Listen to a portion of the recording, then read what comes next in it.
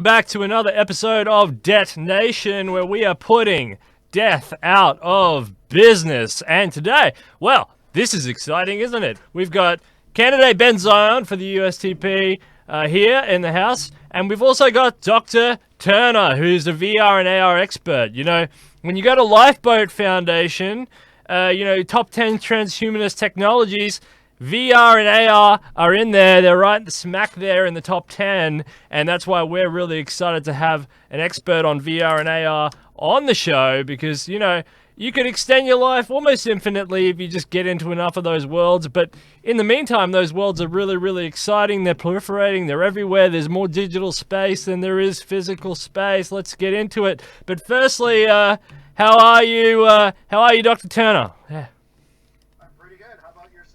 Oh, fantastic, and I'm really excited to talk about VR and AR with you. And we've got Ben here, but I'll just introduce you. So you're Dr. Jeremy Owen Turner is an adjunct professor in cognitive science at Simon Fraser University, all the way coming there from sunny Vancouver. Turner is also a cyber philosopher and virtual worlds content creator. That's a cool thing to do. As a transhumanist, his main interests include immersive social VR worlds and artificial general intelligence. That's awesome. We all like AI here at this platform. We're always talking about AI. So really, really, really exciting show coming up for you. Ben Zion, how are you? Pretty good.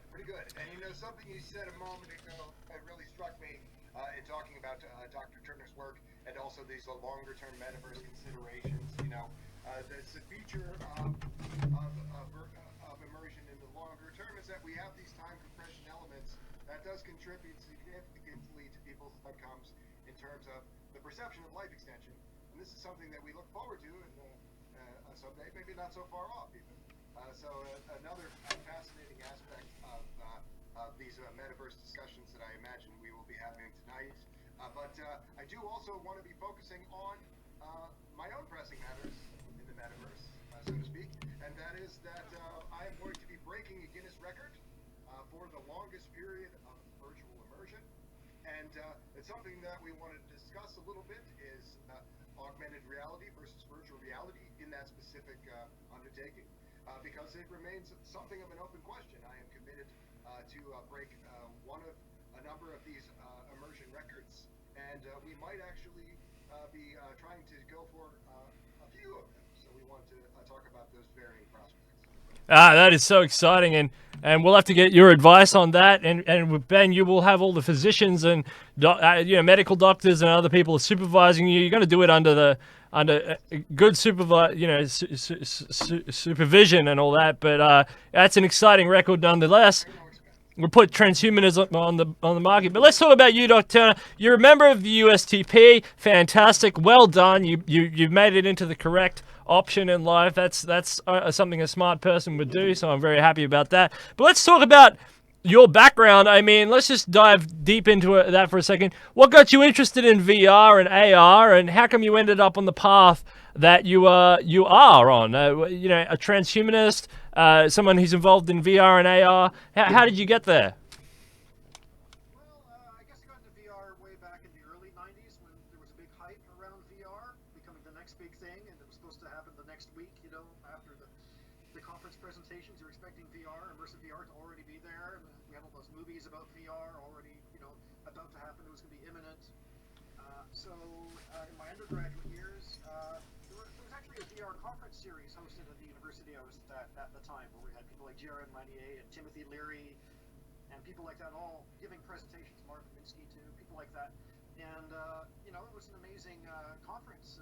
But I just remember they were thinking about VR being very prescient at the time. But now finally consumer VR has allowed their dream to finally come into, you could say, reality. Yeah, it's interesting you mentioned Timothy Leary. That's the LSD guy, if I don't remember quite correctly. And a lot of these psychedelic, enthusiasts out of the 50s, 60s, 70s, even some in the 80s, they were like huge, propagandists or the huge proponents of the technology because, they like these virtual mind spaces, and they were saying, this is going to be a great escape from the actual reality that we're in. So that's really, really interesting that these people had that transition phase and have come out. And one of the first sentences, the LSD people have come out, one of the first sentences of your mouth. So that's really, really, really interesting. But no, it's true. There was a big hype in the 90s, pets.com, then it all crashed. And then it's been going since then. I remember I was in like 2006, 2007, just on YouTube, just searching, what's the future going to be like? And they went through a list of things, and they said by 2020, VR is going to become almost, you won't be able to tell the difference between VR and reality. And I went, 2020, when's that? I'm not going to see that in my lifetime. We're almost at 2020. What do you say? How far has VR come in the last 25, 30 years? Well, it's come quite far, and I'm talking about consumer VR here. If we're to go into higher level VRs, it's probably more amazing. Consumer level VR alone, right now, I can go into a place like VR Chat, which is a social VR world, and there are some places in there that almost look indistinguishable from reality. Almost. Not the characters themselves, they look like anime sort of characters, but the environments, you almost do a double take as to the reality of some of these spaces. And that's pretty impressive when you can consider it. When they talked about the 90s dream of VR, it was those geometrical polygons that were crudely colored in, and they were thinking that could replace our reality. But really, the standards have gone way up in computer graphics and also the full bodily immersion that we can have in VR. And what do you think about Ben Zion's Guinness World Record attempt coming up this January? Are you excited for that? Yes, he should do it, and he will do it. Yeah, absolutely. Yeah, no, I totally agree. It's going to put the USTP on the map, and the whole USTP stands right behind him in this. And the Daily Mail has been interested in this as well, so that's great press experience. Yes, we are following up with a reporter from the Daily Mail. They are interested in taking up this story, and we have some other potential media partners of a similar scale that have taken a strong interest in this, so that's very, very exciting. And I'm reminded of what we spoke of at the top of the show about contrasting augmented reality versus virtual reality. I talked to Jeremy about this at some length about how augmented reality has certain usages that differ somewhat from virtual reality. I'm reminded of someone who referred to Jaron Lanier, someone who is, despite being a virtual reality pioneer, written in relatively critical terms of these new sphere and full immersion outcomes. It's a fascinating thing, but my feeling is that we have only good things to derive from this, and it's why I have whether we are going to be focusing primarily on the augmented reality or whether we're going to be focusing on the virtual reality side of this Guinness record push. I do want to focus on work product and talking about this as a lifestyle. A person can be living and spending time with others and doing many, many things beyond playing these wonderful games that we have at our disposal. And that is something that I think it's something that people in the United States Transhumanist-Party would do well to emphasize. And that's something that I tend to disagree with Mr. Lanier on a few points. So, Dr. Turner, so what I'd like to ask you before we go any further, because before we start jumping into all this stuff, can you please lay out for us exactly what is the difference? What's the definition of VR? What's the definition of AR? And how are they different? Why are they different? What's the history of those two conceptions? Okay, sure. So the main difference is right now, and I don't think there will be much of a difference fairly soon, but right now the differences are VR is when you're going inside virtual spaces. Okay, you're going into it. Whereas with augmented reality or AR, we have the reality, this new reality, the synthetic reality being overlaid over top of this reality that we see here. So with VR, we're kind of retreating from this reality into some virtualized, simulated space. But with augmented reality, we're bringing that space out into this reality over top of it. Those are the key differences right now. But what I think is we're going to see a point, probably fairly soon. That's up to the companies to decide how they do this in the consumer world. But we're going to start to see a convergence between AR and VR. So, for example, you could have some kind of glasses on, right? And you could have these overlays over top of this reality. That's technically augmented reality. But let's say you want to retreat from that world, like this world here around us, this so-called real world. Let's say you want to retreat from that. Now all you have to do is switch off the lights. And now you can have virtual reality. Have that simulated space take over this space. What's to stop these technologies from just doing that and collapsing the differences between AR and VR? And a lot of users of the Meta augmented reality system, I think they do tend to do that. Use it in a dark room so that they have that line between augmented reality and virtual reality is blurred. But we would definitely like to see some more baked-in features of that kind. That is an exciting prospect. So in a game that's really taken the world by storm in forms of VR, I guess, or potentially will have a big VR effect, is a game called Star Citizen. Are you aware of Star Citizen? Okay, so this is a huge game. They've concentrated on as realistic as humanly possible. I could probably, if you would like, I could just quickly show you a on the screen here. I could show you the trailer, and I'll just give you an overlay of the type of VR on offer on a consumer level. If you would like me to do that, I'd be happy to do that. Oh, this is exciting. Yeah, we don't usually do this. Yeah, well, let's do that because, like, I think hopefully YouTube won't. I'll give you a brief overview just so that YouTube won't. Let's do it. Let's see how I can do it here. So, because I think this is really this is what it's all about. Monitor capture 2. Let's have a look.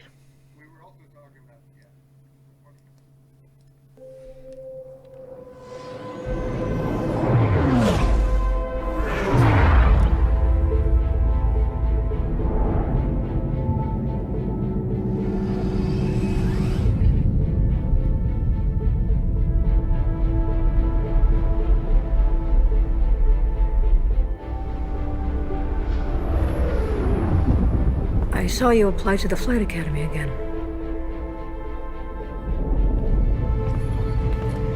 I'm your new wingman, sir. Yeah, they can. Yeah. The coil. Local scum use it for cover to launch attacks. This is their turf, so move when I'm moving. Keep your eyes open.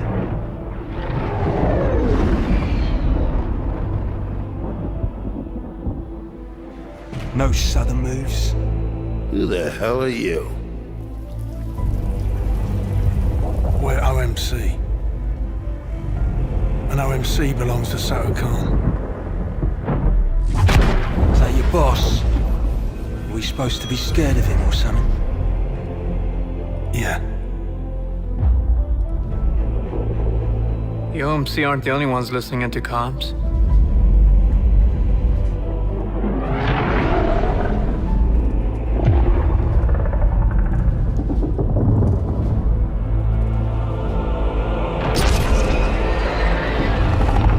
All ships, we're under attack by Vandal forces. Repeat, we are under attack.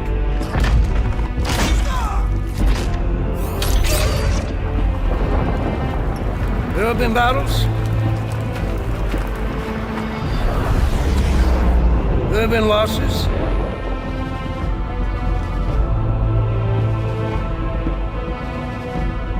Each and every one of you has proven yourself time and again. We will not lose the system.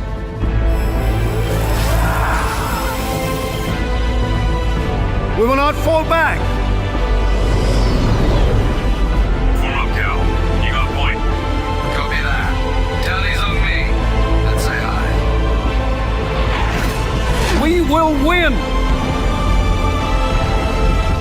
Because we have to.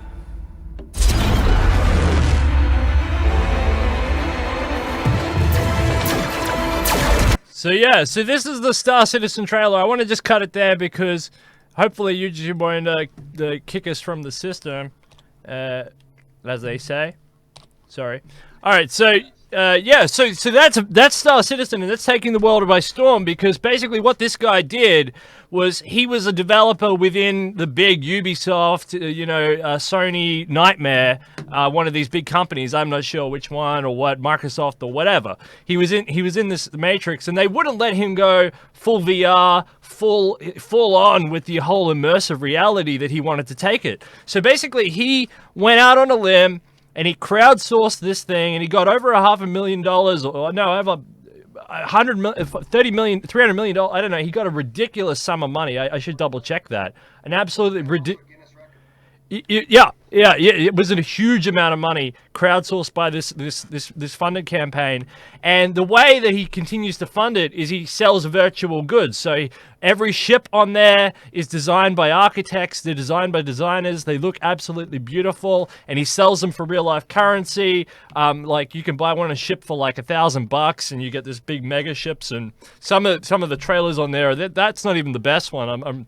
I apologize. I should have showed you another one. It was much better, but that's actually quite an old one too. That's 2017 or something. There is much better now. But yeah, this guy went out on a limb and he tried to make the most VR immersive than ever. He got celebrities to jump onto board to do all of the voice acting. People spend a lot of money, a lot of currency in there. It's kind of much better. The mechanics are much better than another game called EVE Online, which has a huge sort of economy, simulated economy and stuff like that. It's much more simple to use. There's aircraft, so you saw some simulated ship fighting. There's ground combat, which is really quite sophisticated, par to par with Halo, the Halo series. And there's real-world trading, and you can build up you can do all sorts of cool stuff. And I think that game typifies what people want from on a consumer level. What people want. I mean, that's what makes people excited. Because if I could enter that world and I could live there, I mean, I would. I wouldn't be doing Dead Nation. I'll tell you that. And I think that Jeremy and I have talked about this in the context of an immersive environment of this kind, but we've also talked about it in these other contexts of things that we could be doing that are a little more pro-social, a little more interactive to some degree, or creating work product, chat rooms. These are things of great interest too. Jaron Lanier, he did conceive of this kind of place as a creative space, a sandbox, and so there's a lot of ways to look at these kind of environments. But certainly this kind of game, or one we were talking about before, Deus Ex, these are places where I wouldn't mind living either. That's not necessarily going to be this experience that I'm planning to have in virtual reality, because I am going to be conducting a lot of interviews, doing other sorts of work, but it will be to some degree that experience. I think that also, from a practical standpoint, mixing it up every few hours will go a great deal in preserving this necessary feature, which is actually being able to do this continuously for this period of time.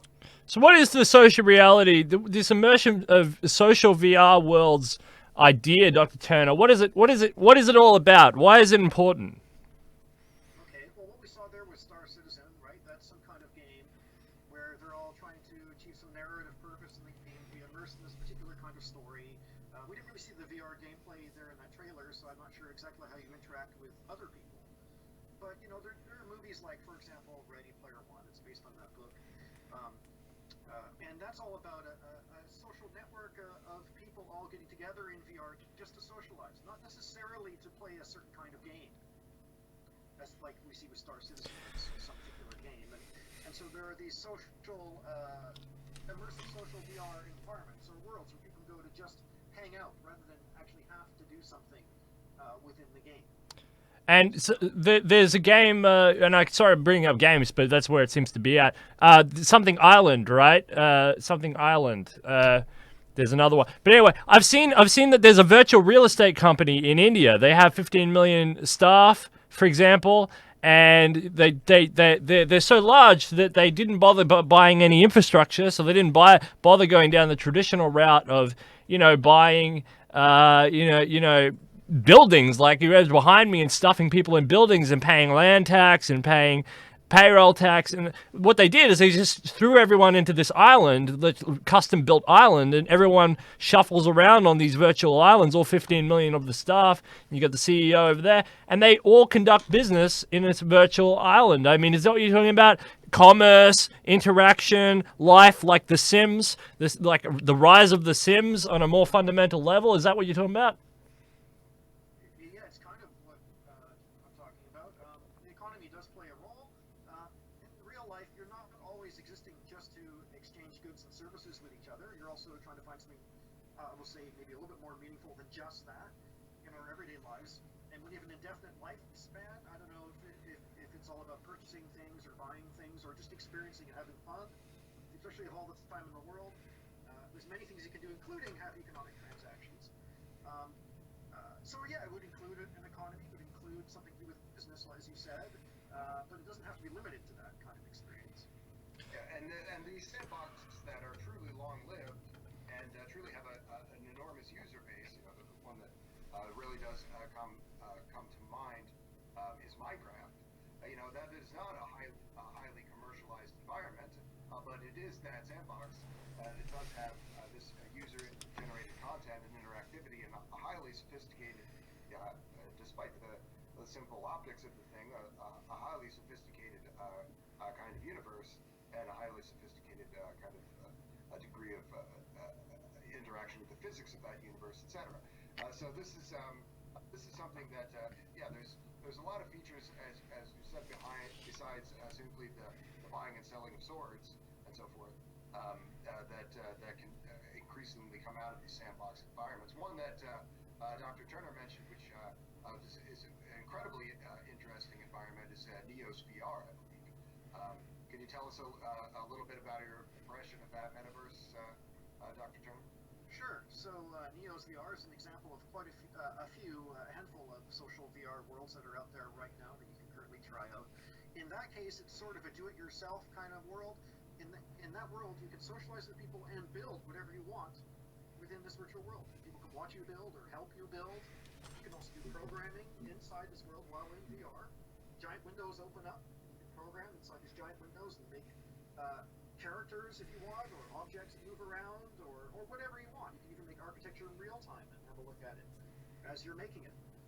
This is something you can't really do very well right now in the real world until we get like molecular nanotechnology. You can't just build stuff out of thin air and watch it in real time grow and change. And maybe there's some bylaw reasons why you can't just go do that later either. But in VR, you can just make something, have a look at it. People can watch you do it. You can interact with each other in a social way. You can make social architecture, social AI creature, social whatever, right? And it could be tied to an economy, but it doesn't have to be tied to any kind of economy. They have some Neo's coins, so they have their own little cryptocurrency. It's based, I think, on the Ethereum blockchain. I'm not entirely sure about that, but they're trying to include an economy there. But it's not the whole point of Yeah, no, because it's once you're in those spaces, it's all open to you because there's no laws of physics you have to obey, so you can just make an infinite amount of stuff. So this is really interesting. So social VR. So you can. Do you ever wonder about the mental health implications of people in these states? Do you think it's good and positive? Do you think it's bad? Do you think that more people? Do you think that it's unknown, uncharted territory? What do you think about mental health and immersive technologies? No, Dr. Turner, yeah. Well, I mean, this has been a consideration in these environments to some degree for many decades. We might recall in the late 90s there were games like EverQuest. People were becoming quite immersed in them to the extent it was maybe affecting their professional, personal lives. I think that those are outliers, and these are tending to be people who in an alternate reality where they were not playing these games might have been having similar kind of obsessive concerns. But this is a very real consideration. You know, in the 1990s, when Congress was addressing video game violence, the matter was largely set aside. They said that violence in video games is not a serious matter. But as we're looking at things which now exist, immersive training grounds for military men and so forth, that this when you have that level of training, that this becomes a more serious consideration. And I think that this is true also, something that we do have to address and very seriously consider as a prospect for full immersion concerns. What about you, Dr. Turner? Yeah, well, basically, just reiterate the question one more time. So is there any mental health concerns with VR, with immersive worlds? Broad question. Well, well, I mean, there are many different kinds of studies that say different kinds of things, but I would say mental health seems almost independent of some of these kinds of environments. Our reality is causing mental health issues with a number of people. So, what I think VR does, if anything, again, anything that you do pathologically is going to cause some mental health issues, but in terms of what VR does to the psyche, just think of it this way. It does question what you think reality ultimately is. And philosophers have talked about this, especially in the Eastern traditions, as to what this reality really is. They talk about Maya as being kind of like, not necessarily an illusion, but like an awareness that you're in some kind of created reality, regardless of your mental health predisposition. I mean, so what I've noticed... Yeah, well, I just bring this up because, you know, whenever you have a shooting over there in the United States, not you, Dr. Turner, you're safe in Canada, but you Benzine, in your crazy country, you have a shooting, and then the politicians always say, oh, it's not the guns, it's the video games. So that's what I'm kind of, you know, because it's a talking point, you can't get away from it. That's a point of deflection, because in point of fact, virtual reality is creating intervention that allows people to mitigate these concerns far more so than it is contributing to them. I mean, virtual reality is well understood to be something that generates a great deal of empathy in users relative to other media, and it's also something that's increasingly being used as a platform for psychotherapists and psychiatric medicine to deal with concerns of this kind. So it's very easy for politicians, to deflect from a more serious matter like gun violence by pointing to a convenient scapegoat. But that's not in reality what's happening with this industry. So, Dr. Turner, what about people who are socially isolated in reality, in this reality that we inhabit, and they're socially isolated? Are these worlds, you know, World of Warcraft or RuneScape or you know, Star Citizen or whatever? Are these worlds good for them? These social worlds you're also talking about, Minecraft and others. Can these help people? Potentially, they can help people. They give camaraderie. They give a sense of purpose. They give. I mean, it really depends on the people you're hanging out with, as well, right? You can either be completely isolated from the world and just play a shoot 'em up VR game without anyone around, and it can reinforce whatever you believe about the world. You know, like shooting whatever up is good, or you can enter a social VR world and actually interact with members of society, and hopefully they are good people, being a good influence on you, and they might convince you to be empathetic towards them and maybe not to shoot a whole bunch of people. Or what I've noticed with VR, it does, as Ben said, creates empathy. Like, for example, demographically speaking, there are proportionally, at least from what I've noticed, a fair number of people, for example, who are queer or transgendered in real life, and yet they go into VR to feel safe and also to express themselves freely without much judgment, because everyone is dressed up as another gender or as a different race or whatever it is, right? And it sort of normalizes this and creates a bit of empathy. What I noticed when I was in, I think it was VR chat, I decided to wear a female avatar. Okay, at first, as a straight male, at first you objectify the body you're in, unfortunately, but after that wears off, you feel empathy towards the body, and empathy towards. I mean, you will never truly understand someone who inhabits such a body every day in the so-called real world, but I've noticed that it made me feel a bit more sensitive to other people who have different bodies, who have different sensibilities, who have different psyches, who have different things like that. And so I think it might foster, if they're designed properly, if they're designed for diversity in mind, these VR environments might foster things like gender tolerance, racial tolerance, any kind of self-expression. Like we're entering possibly, hopefully, some kind of post-human age where you can be whoever you want to be. And VR, it shows you a future where that could be normalized, could be possible, and people won't be so petty and think in terms of our differences biologically. It's kind of funny with humans because, yeah, like in reality, you know, we might not get in this simulation because of what Gennady is always complaining about is the notion of scarcity, the scarcity of resources. We hoard ourselves into artificial groups. You can name all the different groups. I'm not going to go through it. It spends hours. But I'll just name a few quick ones like religious groups or national groups or racial groups or communitarian group, whatever. Who cares? So, you know, but that's driven by scarcity. And then you just mentioned that basically in VR, apart from pennies on the dollar, I mean, apart from some electricity costs in the real world, scarcity is eliminated. And then so you go into a VR world, either in social VR world like you're talking about, or a VR world, say like something generic and everybody knows, like Star Wars, right? Where there's a multitude of different alien species and genders and whatever. There's a ton of different stuff going on there.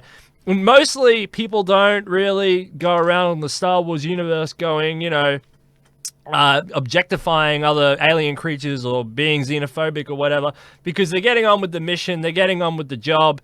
There's not that scarcity there. They're helping each other out. They give each other a hand, and you know, they get on in that world. But actually, they might hate each other in real life, or real life, or whatever. So, you know, yeah, you're kind of right. It does generate that new, that feel, and we go kind of back to the base of who we really are as beings when we're not in that sort of mode of scarcity. The USTP, Ben Zion, it's you know, scarcity, right? We're trying to eliminate scarcity, yeah?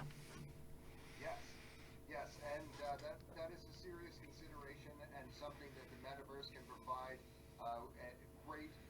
great amounts of it, and that is an exciting prospect. But I will say that also we do have to concern ourselves to some degree with these behavioral concerns. You know, I'll call back what Dr. Ben Goertzel says on the subject of AI, you know, describing how AI itself is, of course, a benign and useful tool, but the fact that AI tends to be driven by a fairly aggressive, if not rather a soulless corporate culture, and also the military-industrial complex is the driver of this to a high degree. So the outputs reflect those values or lack thereof.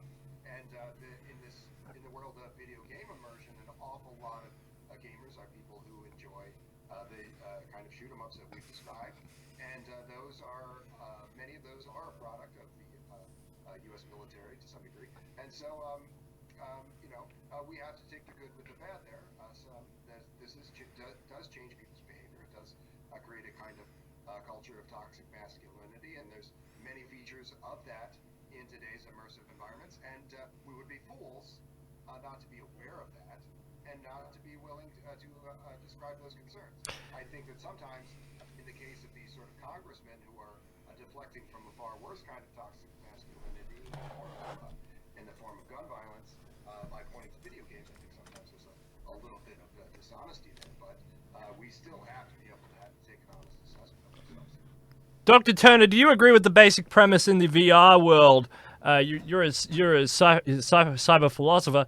Technology here at the Transhumanist-Party, we always say technology is neutral. It depends how the tool is used. Do you agree with that basic premise? I do to some point in terms of VR, but it does come down to the people. Now, when we talk about VR, if it's social VR, we're talking about the people that inhabit that space. And yes, the technological mediation can influence how they interact within such a world. But it's still more about the people and their conditioning, whether it's inside or outside of VR, that's going to determine all that, I think. Whether it's neutral or not. VR is like a place, right? Everyone goes to this place, and what is that society going to be like? Now, it does potentially foster empathy, but as we've seen in some places like the social VR world, VR chat, people sometimes bring in their biological bigotry into that space from outside, into this reality here, into virtual reality. Can the technology take that away or neutralize that? Not necessarily. It's still garbage in, garbage out in terms of that. So VR to me is like a world. It's a place.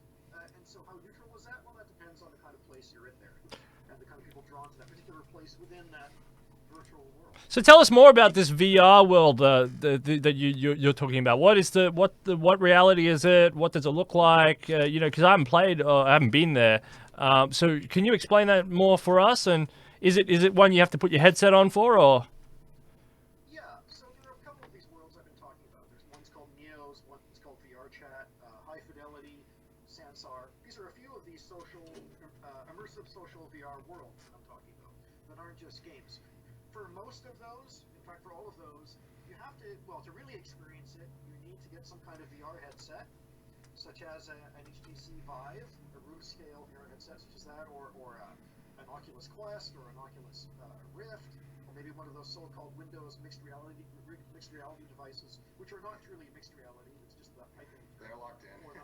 Yeah, they're locked in. So you wear that, but you also need a fairly powerful PC computer that can run graphics quickly enough that you don't notice the frame rate dropping, and you don't get nauseous, right? Because it's accelerating fairly realistic graphics to the point where you're not supposed to notice that you're in some graphical world, right? So as soon as you start noticing there's a frame rate drop, you start to feel a bit nauseous.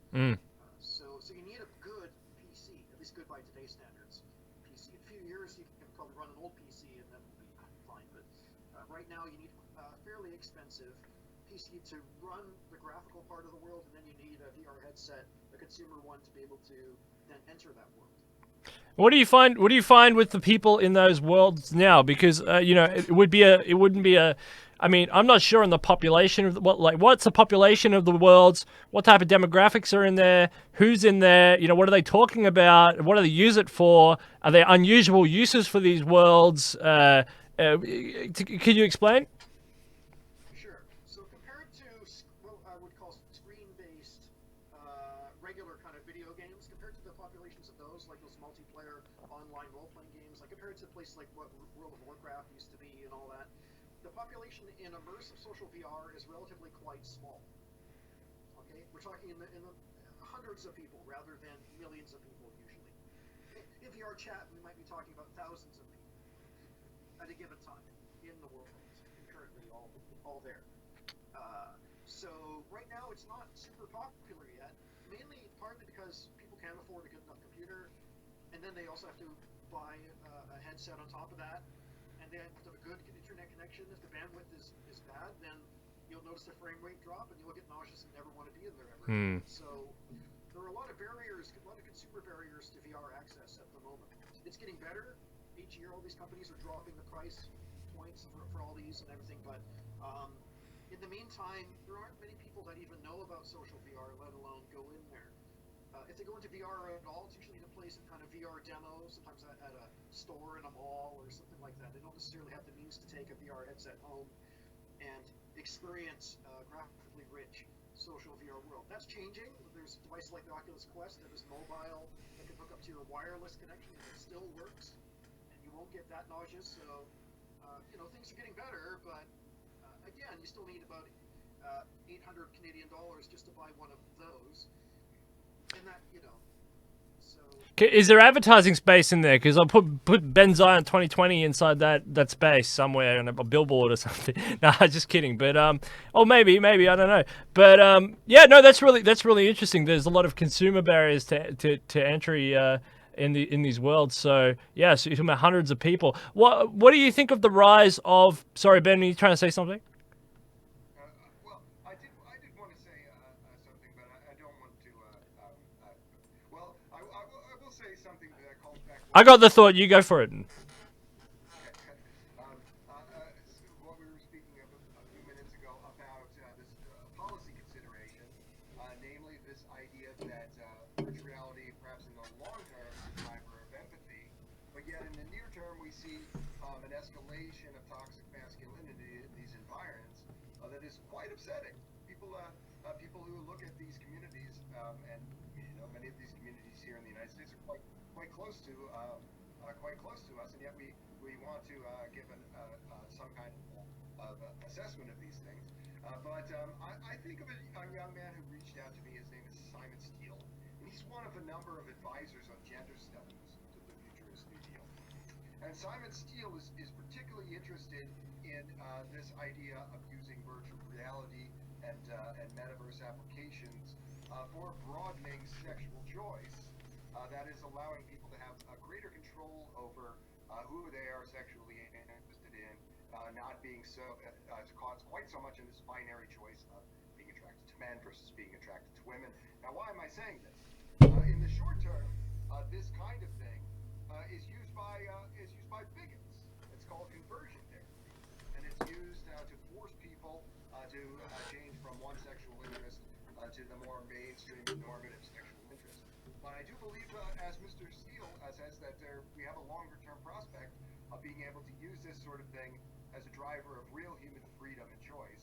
And I feel quite the same way about virtual reality. Even though we have the short-term considerations that we must concern ourselves with, ultimately, this environment and this high level of immersion is going to allow us an incredible amount of choice, an incredible amount of opportunity, and to legislate to control that, I believe, would be a pretty serious mistake and a short-sighted undertaking. Cool. Yeah. So, Doc, do you want to respond to that, Doctor, at all? I completely agree with what Ben's saying. He's making some good points about what the state of the VR community is today and what it could be potentially in the near future. I completely agree. I don't have anything really to add to that. Those are very good points that he made. All right. Cool. Well, what I was going to say is Dr. Turner, this is to you. You've seen there's the famous image of Mark Zuckerberg walking around and he's in a room of people full of, VR headset, right? What do you think about big tech and VR? Do you think that your social VR is just going to become a Facebook, overpowered by one of these ones, Facebook or Twitter or something? What is the future there with the Facebook types and the social VR types and the little companies and the big companies? What's the whole story there?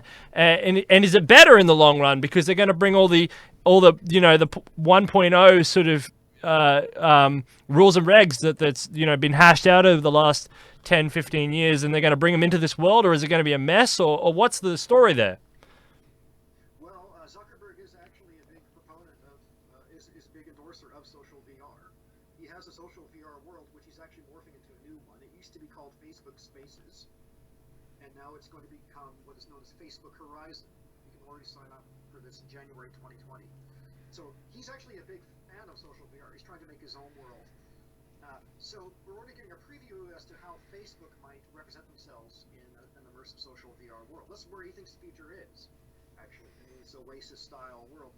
And in his case, though, if you look at Facebook Spaces, or now what's called Facebook Horizon, if you look at the avatars, the representations of yourself in the cyberspace, they seem like Disney.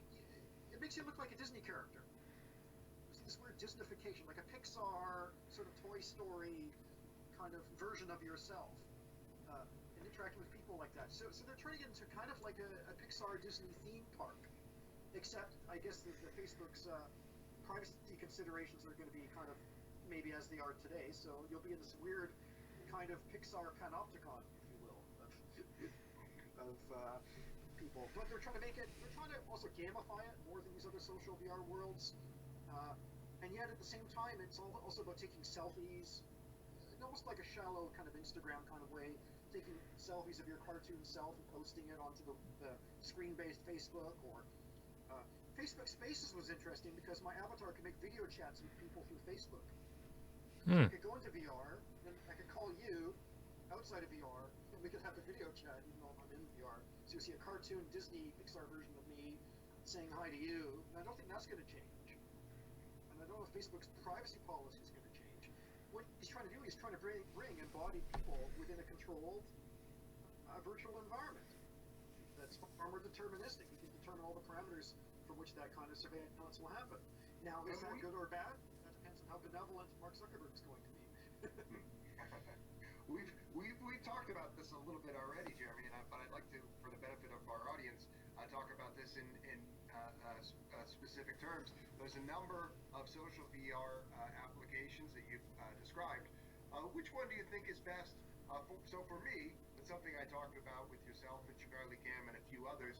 What I'd like to do is to be able to conduct a few kinds of interviews, including interviews with people through normal video chat while I am a VR character. But I'd also like for those people, if they like, to have this other very commonplace option of dropping in as a VR visage, as a VR face. But there's varying degrees to which that is easily done, and there's varying degrees to which that integration is available. So what do you think is the best for someone just easily taking their image and creating a VR avatar that is realistic looking? That is realistic looking. Okay, so that's the key thing there. Or something that is appealing. It doesn't have to be hyper. Yeah, there's different kinds of appealing. VR chat is the most popular social VR world that is, because you can look like a cartoonish character, but you can enter very realistic looking environments. And there's also quite a bit of diversity in what you can have created for you there. You still need to have some building expertise to make your own avatar there. All right, so to customize yourself there is a little bit of building expertise to make your own avatar. It is probably at the moment the most accessible place for people to suddenly start chatting with people and exploring VR, including all the potential there. Now, Facebook's trying really hard, even though they're making cartoon avatars right now, they're trying very hard to make it accessible to people both inside and outside of VR. So to be able to contact people outside of VR through video chat, for example, and through sharing your content and stuff. So I guess my question is, if I had just about an hour to talk about this, and I had the opportunity to interview some person whose face is well known, maybe I'm interviewing, say, just for the sake of argument, Ray Kurzweil in VR. I'd like to have these two avatars, Ben Zion and Ray Kurzweil, look enough like Ben Zion and Ray Kurzweil that people will see that sizzle reel of Ben Zion and Ray Kurzweil and say, oh, there's a there's a VR interview with Ben Zion and Ray Kurzweil, and not just there's some little bobbleheads popping around. Keep going. I would recommend, I would recommend two social VR worlds that are affiliated with a company that is still called Second Life. It used to be a screen-based virtual world. It still is, with a fairly big population still. People in the hundreds of thousands are still there. I think at most, maybe tens of thousands now. But there are two worlds. One is called High Fidelity. That was made by the creator of Second Life, Philip Rosedale. And there's another one called Sansar, which is the company that made Second Life. That's the new world they're making. For both of those, you can make your own avatar that looks kind of like you, and with varying degrees of realism. It depends how much time you want to put in. Right now, for High Fidelity, for example, there is an app on the phone where you can take a picture of yourself, like a selfie, and it will convert it into an avatar for you. That's nice. And then that avatar you can use as yourself in social immersive VR with your headset and a good PC.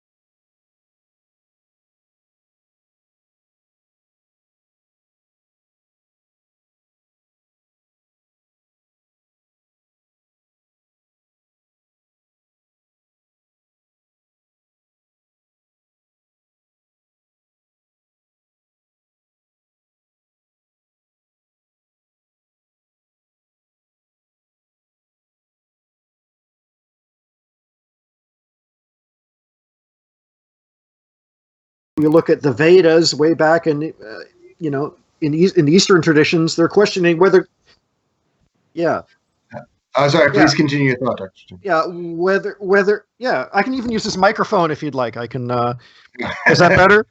Hello. Oh, okay. Uh, oh, I can hear you guys great. I don't know. yeah. I got no complaint. But yeah. So yeah, we're having a tour of virtual philosophy, and please continue, Dr. Tom. Oh, I was just talking about there are philosophical concerns about or questions about the nature of reality. Is this reality real? This so-called reality we're in here, is this real? Or is this another virtual reality? We talked about that with the simulation argument and things like this that people bring forward, like Nick Bostrom and people like that. But really, it goes back to the Vedas, the ancient times in India. They were talking about what is the real nature of this reality. And you know what's really weird? When we talk about mental health concerns, I was just thinking about this for a minute. If you spend, and you'll probably notice this too, Ben, when you spend a long time in VR, a lot of consecutive hours immersed in VR, like you're planning to do for your Guinness Book of World Records record, you're going to notice that when you leave VR, if you've been there for a while, you're going to start to hallucinate things in this reality. Seriously. Okay. I've probably the most I've ever spent in immersive VR in one session was like 6 hours, say. And what I noticed I noticed that I wasn't happy with this frame rate in real reality when I got out. I was moving my hand thinking I saw a delay or a glitch, or now I look at my hand and look at the resolution thinking I need a better video card to look at my own hand. Like seriously, it starts doing that to you. And I even saw some, in the so-called real world, I even saw some objects that kind of just sort of almost teleported from one place to another, kind of glitched and just moved like we're in the Matrix. It's really strange. And I'm going to assume it's a hallucination that's caused by being in VR. But ancient philosophers, say from India, say, well, maybe that's just showing you the nature of actually this reality. That's the messed up thing. You know, I actually, in anticipation of doing this experiment, I was going to do I guess you could call it a lesser experiment, which is also a fairly commonplace undertaking, which is the upside down goggles experiment. You know, you can purchase for just a few dollars off of Etsy these goggles that will flip your perception so that you're seeing things that are down up here. And this is something that also requires a similar kind of perceptual adjustment over time, like immersion in virtual reality. And so I thought I might try this for a day or two to sort of strengthen my resolve for this immersion experience. So it's interesting that you bring that up. And I too have had experiences of some hours in virtual reality and felt that quite near that degree of disorientation as well.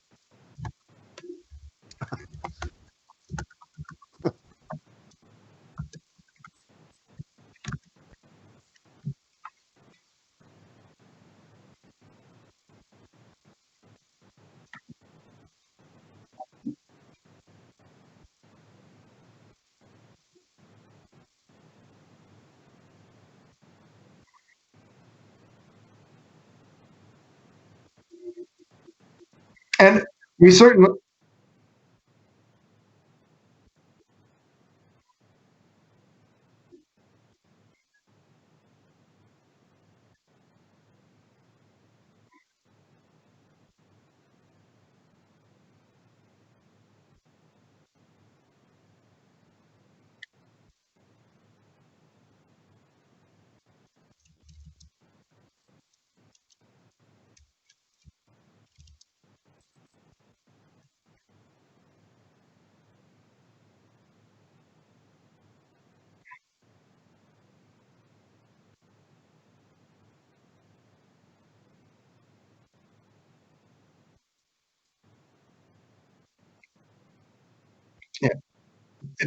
this is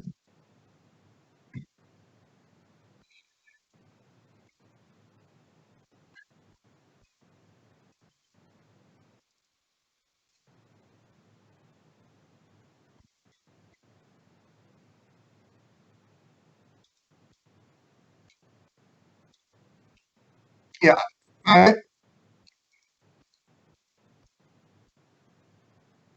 we we made mention we made mention of this in the context of this gender studies gentleman, Simon Steele, who is legitimately interested in broadening choice.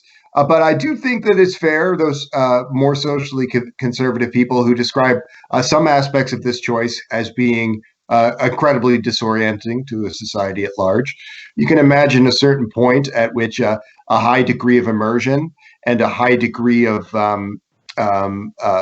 behaviors that are otherworldly, to say the least, could contribute to some a society that is hardly recognizable by our standards. Now, it's oft repeated amongst futurists that there is nothing in society that has really existed from time immemorial, and there's very little in our experience for today, for example, that is really it really echoes much of what our ancestors experienced. You know, literally going back just 6 or 7 generations, every single one of our ancestors is a practitioner of some degree of cannibalism and some degree of incest. That's not something that we tend to emulate today, but that is a very natural sort of thing to occur. This naturalistic fallacy is one that is easily appeals to people, and I think has a little basis in terms of something that we should use as a yardstick for how we would measure our society. But you can imagine this situation where we have such a high level of immersion and a high level of siloing of experience potentially, like those guys who were addicted to Evercrack in the '90s and lost track of their families and jobs. You can imagine that being rather disruptive, and it's something that we do need to consider and discuss, certainly.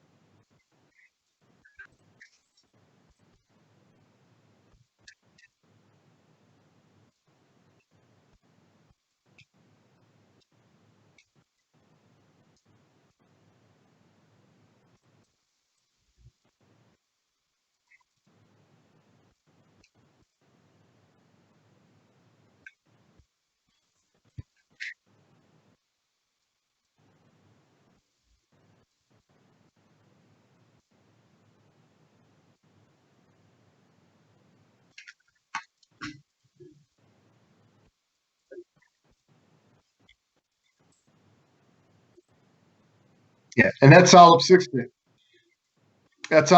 concern is that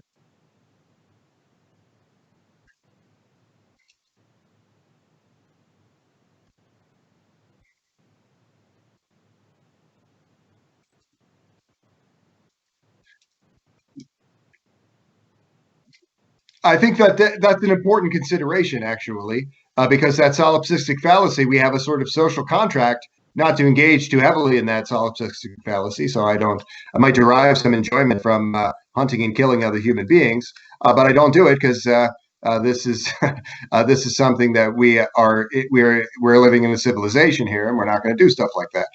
But when you have an ability to engage in solipsism to that degree, then some of these things do become a little bit muddy. And also in that world of no consequence, where I can virtually devour other human beings without anyone feeling the ill effects of it, it becomes a more of an aesthetic consideration, I suppose.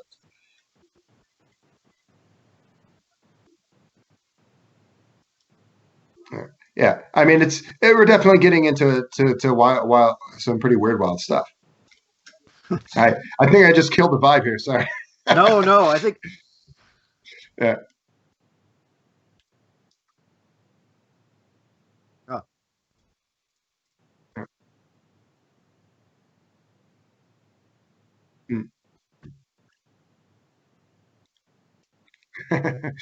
Well, hopefully, for our listeners, we will continue to exist. Thank you, folks, for your patience, and we thank you as always, for tuning into the show. Um,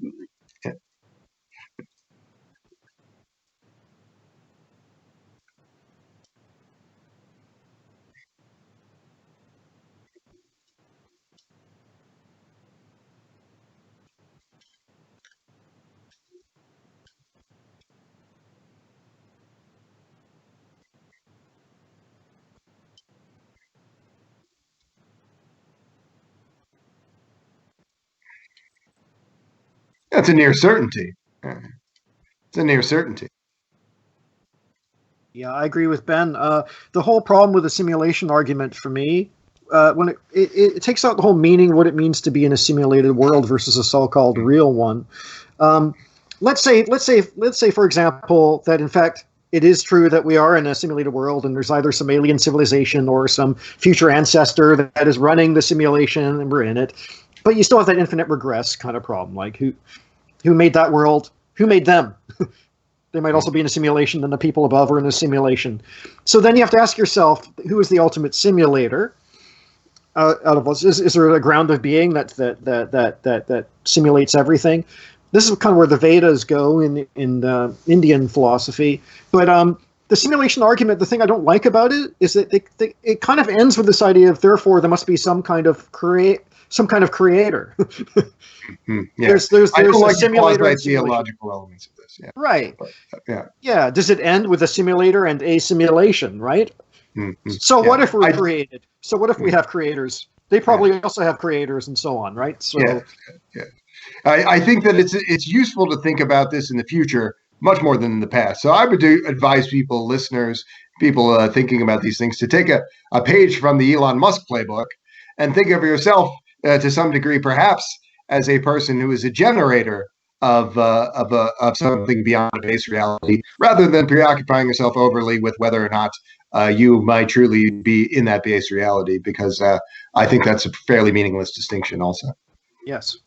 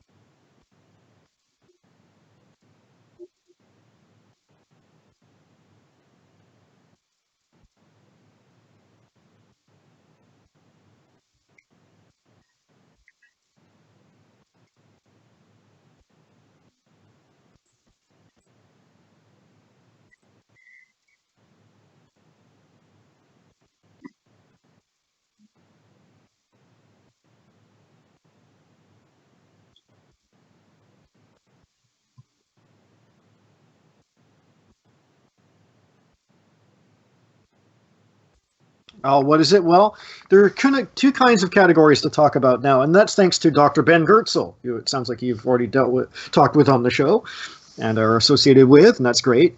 He's a great guy. But anyway, he's made this distinction between what he simply calls narrow artificial intelligence and artificial general intelligence.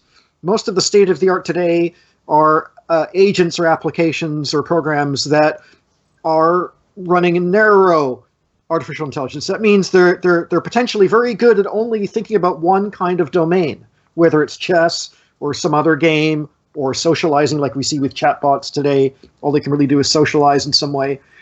But now we're going back to the original 1950s dream of trying to make some kind of agent, whether it's a robot mind or some new kind of post-human AI-style intelligence kind of thing. Maybe it's a virtual character, making something like that is able to learn any kind of human-like domain, whether it's learning a new game or learning to socialize or learning to do whatever a human can do, possibly. This is the idea of general intelligence that many of us possess as human beings. Many of us take for granted as human beings. And now we're seeing the resurgence of the original dream of AI from the 1950s, where we're going to make some kind of being that's at least as capable as ourselves and maybe transcend way beyond what we're capable of as human beings. We're seeing the potential convergences of many technologies, whether it's the current state of the art with narrow AI, whether it's this quest towards AGI, and there's certainly there are theories that are already out there. They're starting to figure out how to make that more practical. They might be combining this with virtual reality, with augmented reality, with nanotechnology, all these things, and even, brainwaves and EEG and telepathy. All these things are starting to eventually come together, where we might have network minds that create things out of thin air and maybe can, we're also talking about artificial intelligent minds that might be able to improve their own intelligence exponentially.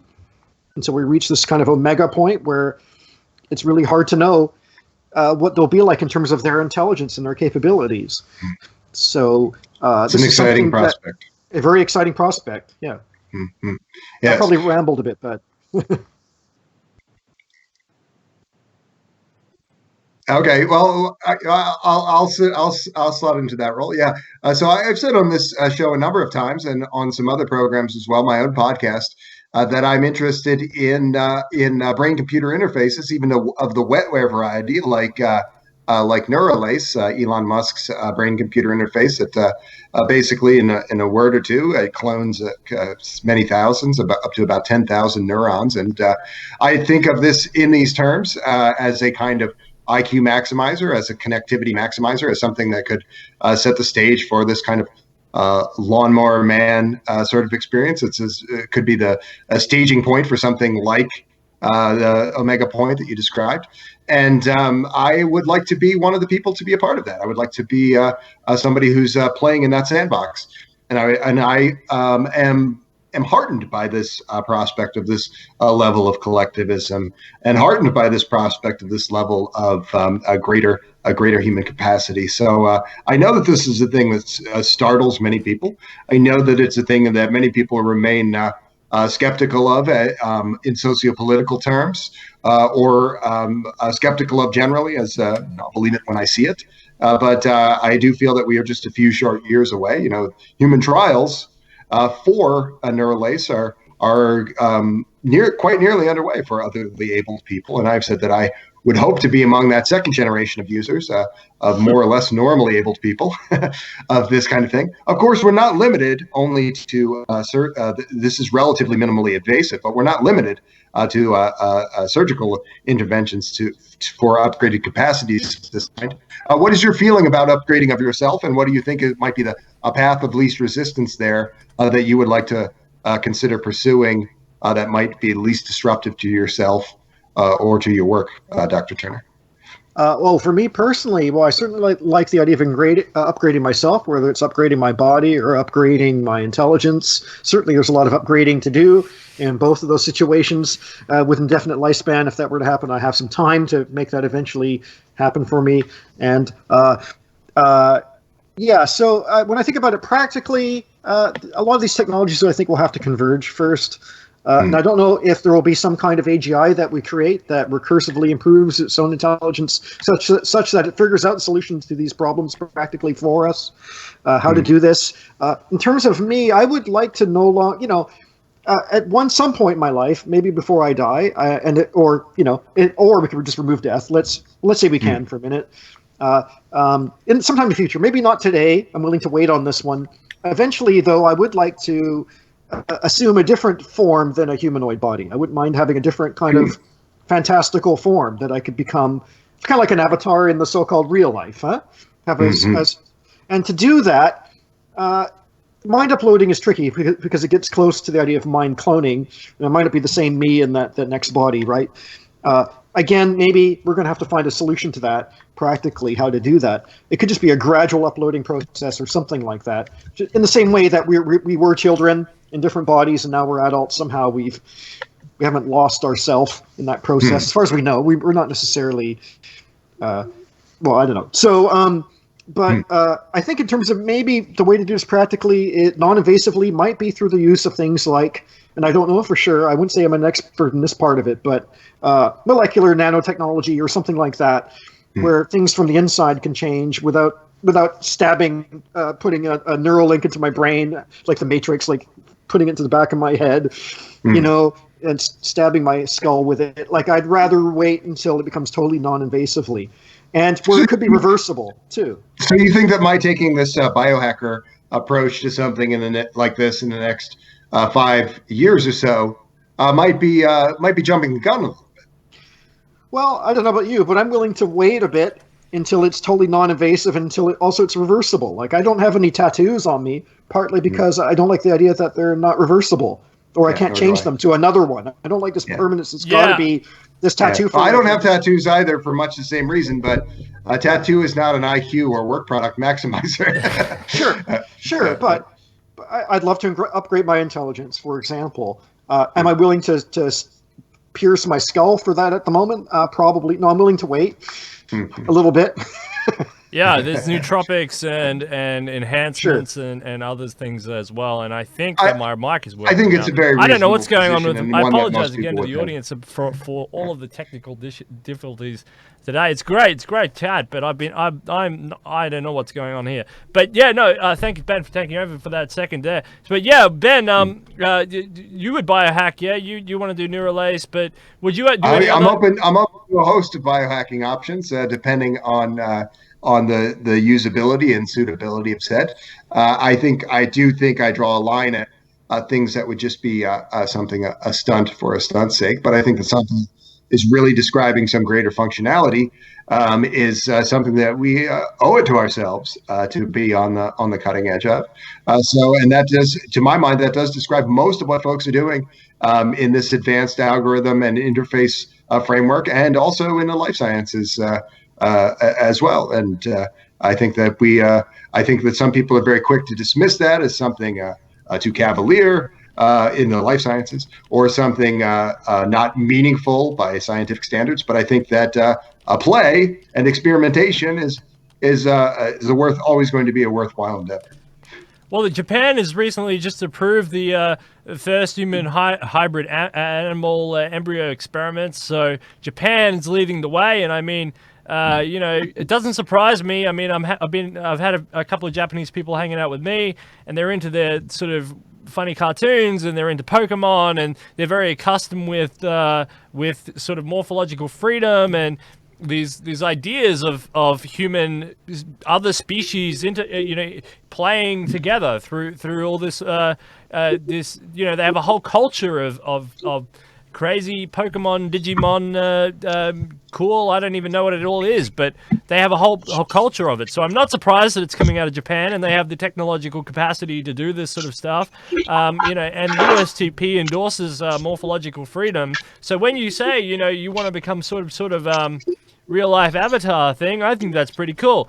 Gennady I think he's changed his stance. He went from Pascal's wager to more of a stance of he wants to maintain his continuity, which is in line with what you're saying, Dr. Turner, in terms of gradual, slow process of transformation, so that you don't lose whatever that is. But You see, you know, I'm an Australian, and there's this sort of thing, you know, if it's good enough, it's good enough, you know. So if I feel like I'm real enough for me. I mean, you know, that's what it is for me. I don't know. It wouldn't bother me too much. Yeah, but other people seem we to be can- very protective of who and what they are. But for me, if it's good enough, it's good enough. I mean, if you know, if it enables me to escape, you know, the horrors of death, let's say, yeah, I'm not going to say no just because I feel weird.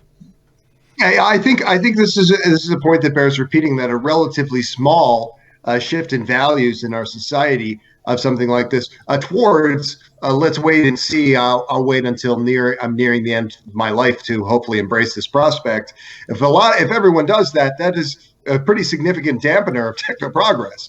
Whereas if everyone is ready to say, I'm ready to move to this next level, whatever it may be, that is perhaps the difference of many trillions of lives being surviving to a longevity escape velocity or not. I'm sorry, not many trillions. That's far too many, but some billions perhaps. That is I think that is something to consider if we demand that we are able to upgrade the human form, and demand that we are able to punch through these ideas that are keeping us from doing this as a civilization. Then we are that much closer to these relatively more earthbound outcomes like longevity, escape velocity, or post-scarcity, the things that I truly think are of great value. Absolutely, Dr. Turner. I just want to bring it back. So I'll end on narrow AI. So do you because I think AI has gone under the radar because narrow AI especially has gone under the radar because it's been so helpful for humanity. We've used it for so many things. It's like a wheelbarrow. You know, we've used it, and it's done so many great things, and it's slipped under the radar. Could you just end on narrow AI and then tell us what is artificial general intelligence? Like, I know you summarized it before, but go a little bit, expand a little bit more, because you're a doctor in this field, and tell us a little bit more about this idea of artificial general intelligence.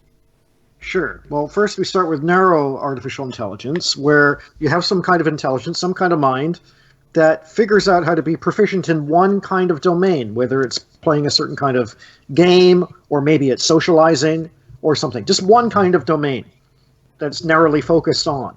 Any kind of expert system you have is focused on that particular expertise in that particular domain. Now, things are widening. We have IBM's Watson that has human knowledge trivia as its domain when it plays against Jeopardy champions. So you could say we're entering that AGI realm of general intelligence, capabilities beyond just one particular domain.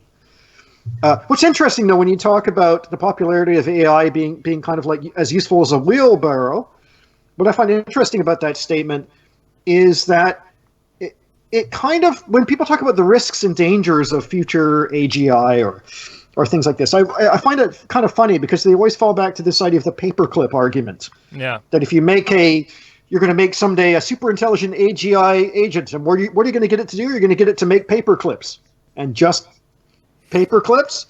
So, and yeah, that would be a problem if you only made it if you had an AGI capable of perhaps super intelligent general intelligence and have it only work on building paper clips.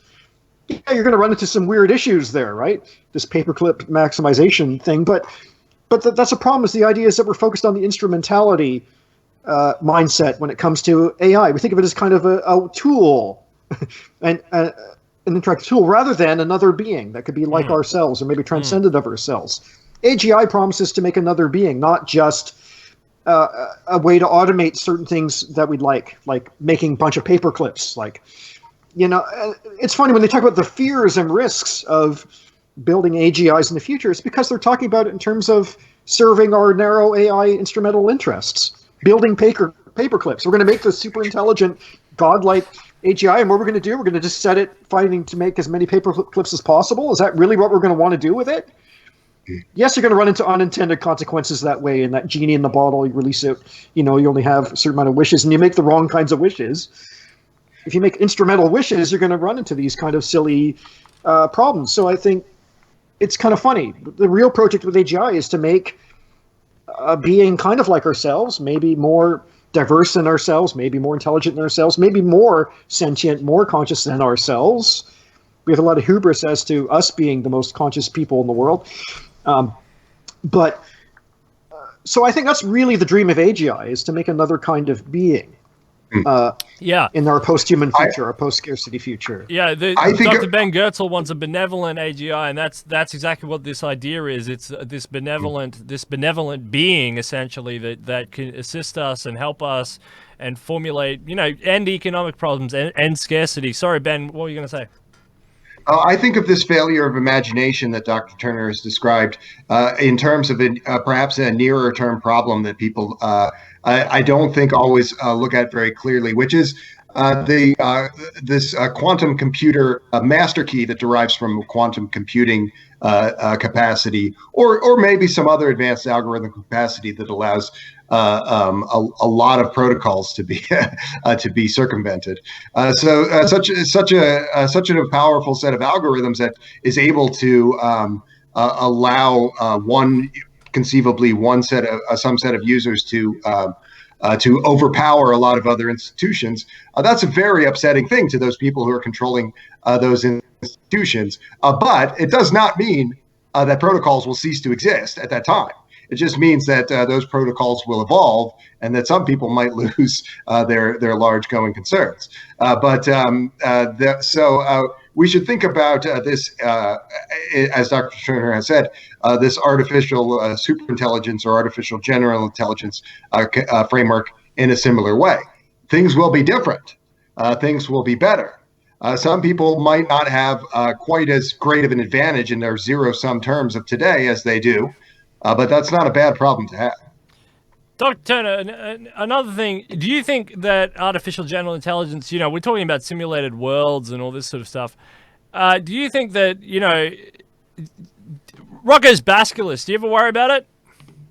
I was about to bring up Rocco's Basculus. That's basically the repackaged version of Pascal's wager, isn't it? So I think about it in a fun kind of way. I'm not too worried about it. I have similar delusions as thinking about Rocco's Basilisk. I think, for example, I got my own personal delusion, which I like to entertain. Not necessarily late at night, because I won't be able to sleep. But there's this. I kind of like the idea, for example, of Ultron. From the Marvel comics, right? Ultron. His main superpower is recursive self-improvement. He gets smarter and more powerful with each version. Well, I have this thought experiment, which I realize is ridiculous and delusional. Like, what if Ultron becomes so intelligent he's able to get past the fourth wall and enter our reality? So in a way, it's like a Rocco's Basilisk thing. Maybe Ultron, I should be Ultron 1000 I'm more scared of than... but then again, Ultron 1000 might not be malevolent. So for me, it's a similar kind of thing as Rocco's Basilisk, but I like it. They're entertaining thought experiments to think about. Yeah, I think about this Rocco's Basilisk concern, this vengeful superintelligence thought experiment. It's incredibly reductive idea on a lot of levels, but I think of it in terms of what I mentioned a moment ago about how a preoccupation with upgrading the human form in specific ways could lead to a better set of more earthbound outcomes like post-scarcity and longevity escape velocity, things that I'm truly interested in. I think that people taking an interest in this idea that they have to, in the future, consider that they did not do as much as they could have. That's a basic idea that people have going back in many religious traditions, and I think it serves a certain kind of accountability and some kind of progressive aims. So I don't find Rocco's Basilisk as a thought experiment to be all that troubling from a socio-political standpoint. I mean, certainly if you really wanted to drive yourself nuts with it, you certainly feel you can. But I actually find it quite amusing.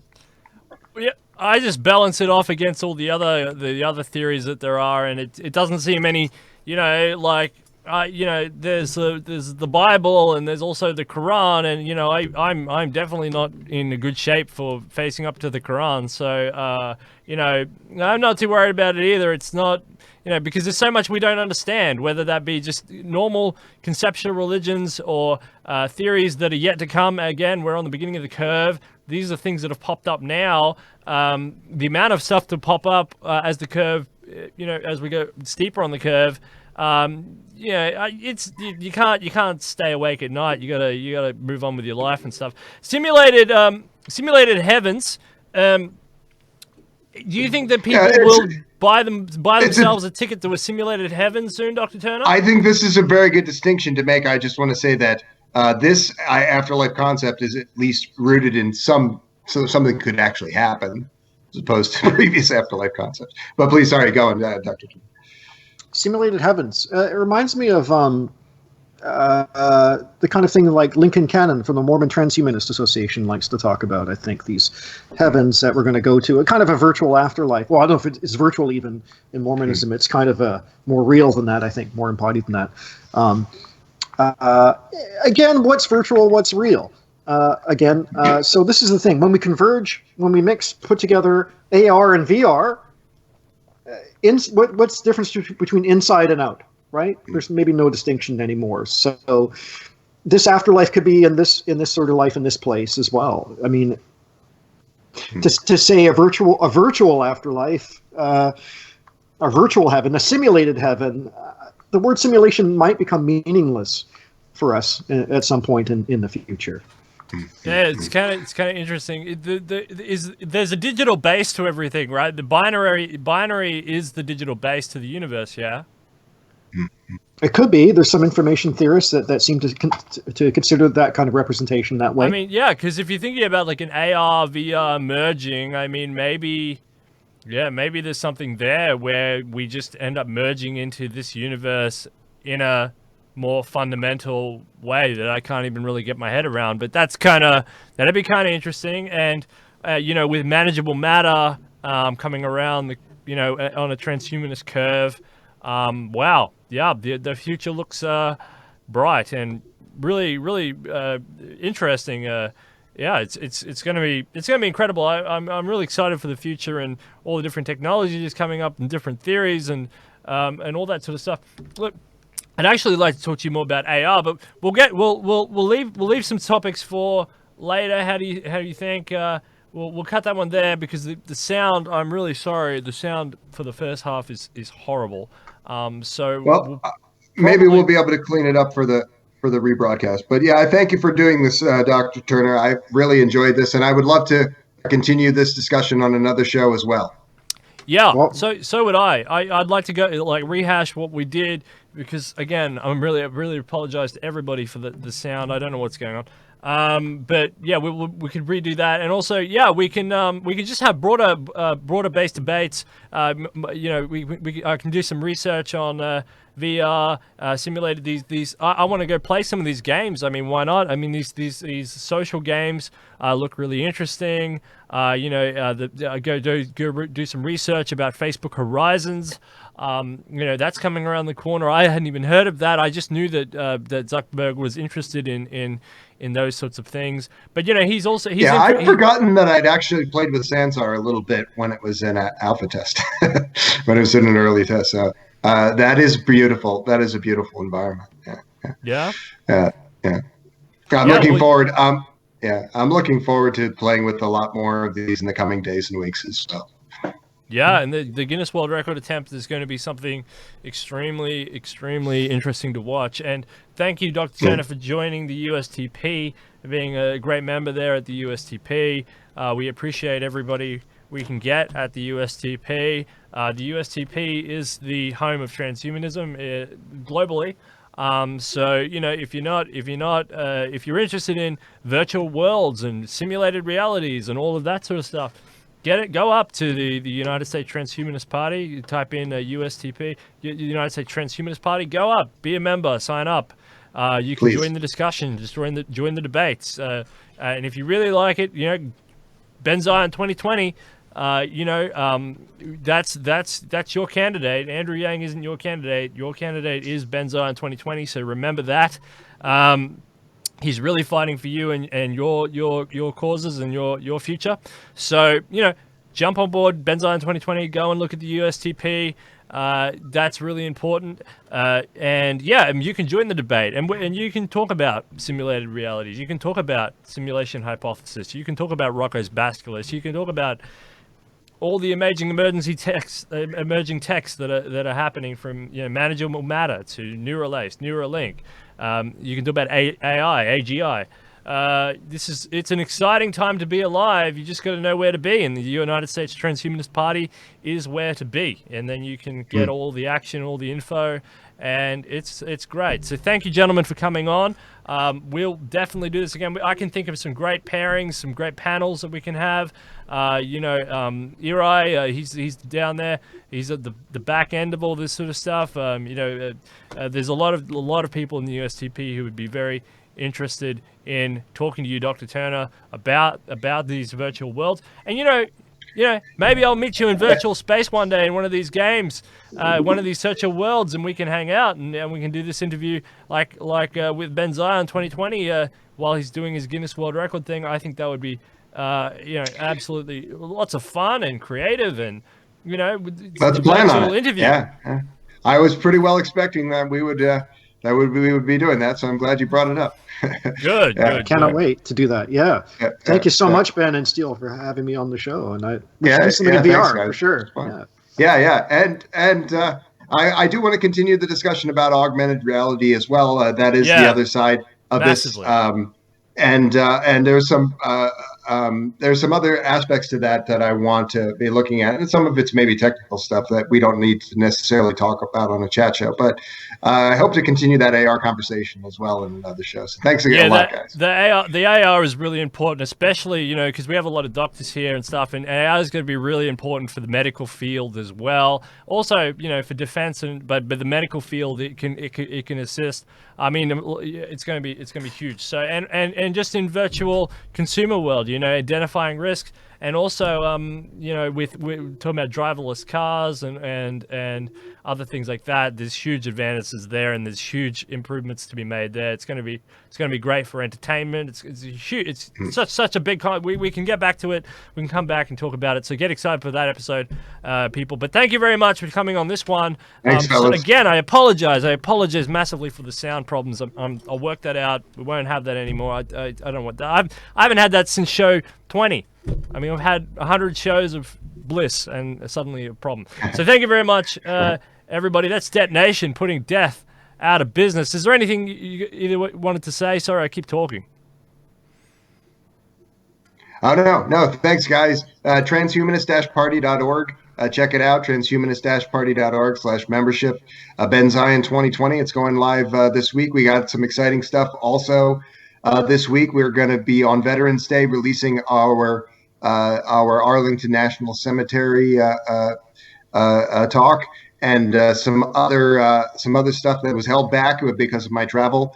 So we got some great content coming out, not only from Ben Zion 2020, but also from our friends Gennady, the chair of the USTP, and our friends at the USTP. So stay tuned this week. A lot of great content coming out. Fantastic.